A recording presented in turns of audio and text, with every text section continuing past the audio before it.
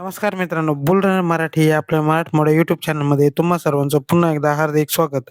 तर आज आपण स्टार्टअप काय असतात, स्टार्टअप इन्व्हेस्टमेंट कसे करायचे असते, स्टार्टअप इन्व्हेस्टमेंटचे फायदे आणि तोटे, स्टार्टअप इन्व्हेस्टमेंट कोणत्या प्लॅटफॉर्ममधून आपल्याला करायचे असते, एंजल इन्व्हेस्टिंग काय असतं, याबद्दलची माहिती या व्हिडिओमध्ये घेणार आहोत. तर स्टार्टअप इन्व्हेस्टमेंट म्हणजे काय? स्टार्टअप म्हणजे चालू करणे. काय चालू करणे? तर नवीन व्यवसाय चालू करणे. तर या नवीन व्यवसाय चालू करणाऱ्या म्हणजे जे नवीन लोक व्यवसाय करणार आहे त्याच्यामध्ये जी गुंतवणूक करतात तर त्याला स्टार्टअप इन्व्हेस्टमेंट असे म्हणतात. तर हे स्टार्टअप्स म्हणजे जे नवीन व्यवसाय तर कशाचे कोणते नवीन व्यवसाय तर नवीन तंत्रज्ञान किंवा एकदम नवीन जे नाविन्यपूर्ण उत्पादन आहे किंवा नवीन-नवीन येणाऱ्या ज्या सेवा आहेत आणि या देणाऱ्या ज्या कंपन्या आहेत त्याच्यामध्ये जे लोकं इन्व्हेस्टमेंट करतात त्यांना स्टार्टअप इन्व्हेस्टर असे म्हणतात. आता स्टार्टअप इन्व्हेस्टमेंट कशी करायची? तर सगळ्यात पहिले तुम्हाला रिसर्च आणि एनालिसिस करावं लागेल. कशाचा रिसर्च करायचा आपल्याला? की आता ज्या पण कंपनीमध्ये तुम्हाला गुंतवणूक करायची आहे, जी ती स्टार्टअपची कंपनी आहे, तर त्या कंपनीचा व्यवसायाचं मॉडेल तुम्हाला अभ्यासावं लागेल. मार्केटचे ट्रेंड समजून घ्यावे लागतील. ती कंपनी आहे तर ती कोणचं नवीन प्रॉडक्ट काढते, ते प्रॉडक्ट याच्या अगोदर कधी मार्केटमध्ये नव्हतंच का? तर त्या प्रॉडक्टचा म्हणजे पर्चेसिंग ग्रुप कोणकोणते आहेत, त्याची मार्केटमध्ये किती डिमांड आहे, किती जास्त सेल होईल, किती त्या कंपनीला नफा भेटेल, याचं तुम्हाला पूर्ण संशोधन आणि विश्लेषण करण्याची गरज आहे. तर आता तुम्हाला या स्टार्टअप इन्व्हेस्टमेंटसाठी योग्य प्लॅटफॉर्म निवडायची गरज आहे. प्लॅटफॉर्म म्हणजे असं ठिकाण की ज्याच्यावरून तुम्ही त्या कंपन्यांमध्ये गुंतवणूक करू शकता. तर एंजल लिस्ट, लेट व्हेंचर किंवा व्हेंचर कॅटलिस्ट यासारखे Google Playवर तुमच्याकडे ॲप स्टोअरवर ॲप आहेत. तर हे ॲप डाउनलोड करून तुम्हाला नवनवीन कंपन्या, त्यांचे नवीन-नवीन प्रॉडक्ट, त्याच्यामध्ये किती रुपयावरून गुंतवणूक करता येईल, त्या गुंतवणुकीचे फायदे, तोटे, त्या कंपनीचं पुढे कसं-कसं भवितव्य आहे, त्याच्या मॅनेजिंगची टीम कोणकोणती आहे, या सर्वांची माहिती तुम्हाला या प्लॅटफॉर्मवर भेटून जाईल आणि याच्यावरून तुम्ही डायरेक्ट त्या स्टार्टअप कंपन्यांमध्ये इन्व्हेस्टमेंट करू शकता. आता नेटवर्क तयार करा. तुम्हाला स्टार्टअपमध्ये इन्व्हेस्टमेंट करायची असेल, तर तुम्हाला तुमच्यासारखेच जे स्टार्टअपमध्ये इन्व्हेस्टमेंट करणारे लोक आहेत, त्यांच्या ग्रुपला तुम्हाला जॉइन व्हावं लागेल आणि अशाच लोकांच्या इन्व्हेस्टर मीट्स असतात. याच्यामध्ये नवनवीन कंपन्यांचे सीईओ किंवा त्यांचे मॅनेजिंग डायरेक्टर येतात आणि ते जे एंजल इन्व्हेस्टर असतात किंवा जे रिटेल इन्व्हेस्टर असतात, जे की स्टार्टअपमध्ये इच्छुक असतात, तर त्यांना त्यांच्या नवीन-नवीन कंपन्याची माहिती देत असतात, त्यांचं प्रॉडक्ट सांगत असतात आणि त्या प्रॉडक्टला किती डिमांड आहे हे सांगत असतात. तर अशा इव्हेंटमध्ये तुम्हाला सामील व्हावं लागेल. वेबिनार म्हणजे त्याच इव्हेंटचं वेबवर किंवा Zoom मीटिंगवर जे प्रेझेंटेशन होतं त्याला वेबिनार म्हणतात. तर ते पण तुम्ही अटेंड करू शकता.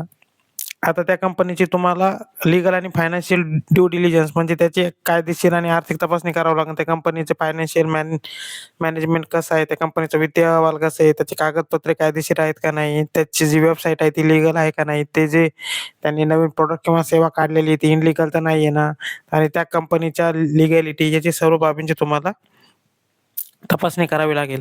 आता एक्झिट स्ट्रॅटेजी ठरवा. एक्झिट स्ट्रॅटेजीमध्ये एकदा का तुम्ही त्या कंपनीमध्ये गुंतवणूक केली आणि तुम्हाला जर तुमची गुंतवणूक विकायची असेल, तर तुम्हाला तुमची एक्झिट स्ट्रॅटेजी ठरवावी लागेल. म्हणजे की तुम्ही तुमची गुंतवणूक किती कोणाला विकणार, काय विकणार? कारण बघा, ह्या स्टार्टअपमध्ये इन्व्हेस्टमेंट केल्यानंतर तुम्हाला लवकर दुसरा गुंतवणुकीदार भेटत नाही. त्याच्यामुळे तुमचे एक्झिट प्लॅन रेडी असले पाहिजेत. आणि याच्यामध्ये तुम्हाला हे ठरवता आले पाहिजे की कंपनी कितपत ग्रो झाल्यावर मला निघून जायचंय. आता स्टार्टअपमध्ये इन्व्हेस्टमेंट करण्याचे काय-काय फायदे ते आपण बघणार आहोत. तर याच्यामध्ये तुम्हाला उच्च परतावा भेटतो. आता बघा, स्टार्टअपची गोष्ट अशी आहे ना, की याच्यातले 90% स्टार्टअप फेल होतात आणि फक्त 10% स्टार्टअप हे वाढून मोठ्या कंपन्या होतात. जर तुम्ही तुमची गुंतवणूक त्या 10% कंपन्यांमध्ये केली, ज्या की वाढून एकदम 1000 पट, लाख पट होतात, तर त्या कंपन्यांमध्ये जर तुम्ही गुंतवणूक केलेली असेल, तर तुम्हाला उच्च परतावा मिळू शकतो. इनोव्हेशनला समर्थन म्हणजे आता जे नवीन-नवीन प्रॉडक्ट आणि नवीन-नवीन सर्व्हिसेस जे येतात, तर त्या कंपन्यांमध्ये तुम्ही इन्व्हेस्टमेंट करून त्या कंपनीच्या वाटलं तुम्ही हातभार लावता. म्हणजे तुम्ही त्या नवीन इनोव्हेशनला, नवीन त्या संशोधनाला तुम्ही एक सपोर्टच करत असतात.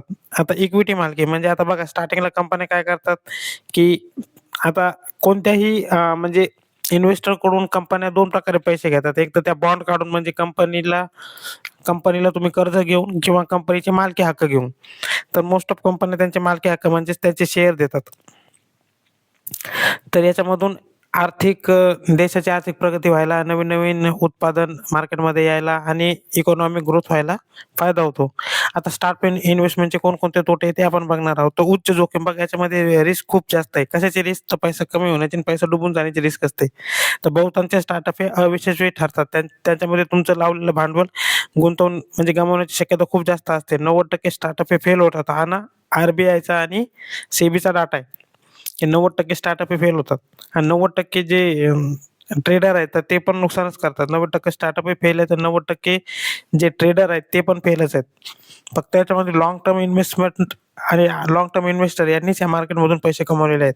तरलतेचा अभाव म्हणजे तुम्ही ज्या कंपनीमध्ये ज्याची मालकी घेतलेली आहे, तर त्या कंपनीला तुम्हाला विकायची असेल तर तुम्हाला दुसरं त्याला गिराईकच न भेटणे, तर याला तरलतेचा अभाव म्हणतात.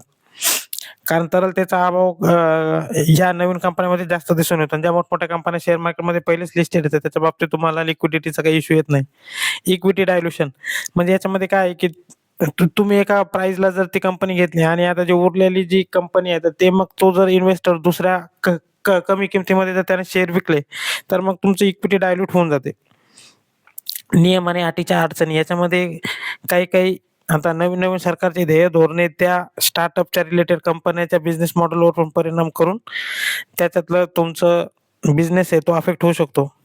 तर आता स्टार्टअपमध्ये गुंतवणूक कशी करायची त्याचे आपण काही टप्पे समजून घेणार आहोत. तर सगळ्यात पहिले तुम्हाला स्टार्टअपची निवड करायची, की कोणत्या कंपनीची तुम्हाला म्हणजे इन्व्हेस्ट करायचं आहे, ते क्षेत्र कोणचं आहे, त्याच्यामध्ये किती इकॉनॉमीमध्ये त्याची डिमांड आहे, या सर्व गोष्टीचा अभ्यास करणे. त्याच्यानंतर किमान गुंतवणूक. तर तुम्हाला सगळ्यात पहिले स्टार्टअपमध्ये कमी-कमी रक्कमच लावायची. एक गोष्ट लक्षात ठेवा, की तुम्ही स्टार्टअप म्हणजे फक्त एकाच कंपनीत पैसे लावू नका. कमीत कमी स्टार्टअप इन्व्हेस्टमेंटमध्ये 10 कंपन्यांमध्ये तुम्हाला पैसे लावावे लागतील. पैकी तुमचे 9 इन्व्हेस्टमेंट फेल जातील, पण एकच कंपनी त्याच्यातली सक्सेस होईल, ज्याच्यामध्ये तुम्हाला ह्या उरलेल्या 9 कंपन्यांमध्ये जेवढा लॉस झाला, तो भरूनही तुम्हाला 7-8 पट उत्पन्न मिळून निघेल. त्याच्यामुळे स्टार्टअपची खेळ असा आहे. तर हा खेळ तुम्ही समजून घ्या. आता तुम्हाला किमान गुंतवणूक म्हणजे छोटे कमी-कमीत पैसे लावा. त्याच्यानंतर सल्ला तुम्हाला अनुभवी इन्व्हेस्टर किंवा फायनान्शियल ॲडवायझरचा सल्ला घ्यावा लागेल, की ती कंपनी कशी आहे, काय आहे, तिचं प्रॉडक्ट कसं आहे, कितपत डिमांड आहे, भविष्यात मार्केट कसं राहणार आहे, या सर्व बाबतींवर तुम्हाला हे अनुभवी लोक सल्ला देऊ शकतील. तर बघा ह्या भारतामध्ये या 10-15 वर्षामध्ये स्टार्टअपने फार जास्त प्रगती केलेली आहे. वेगवेगळे स्टार्टअप एक म्हणजे जे युनिकॉर्न कंपन्या झालेल्या आहेत. युनिकॉर्न कंपन्या म्हणजे अशा कंपन्या की ज्यांची उलाढाल ही 100 कोटीपेक्षा जास्त झालेली आहे. तर आपण ह्याच्यामधल्या काही युनिकॉर्न कंपन्यांची नावे बघणार आहोत. फ्लिपकार्ट याची स्थापना 2007 साली झाली. ही ई-कॉमर्स क्षेत्रातील कंपनी आहे. तुम्हाला फ्लिपकार्टबद्दल काही नवीन सांगायचं नाही.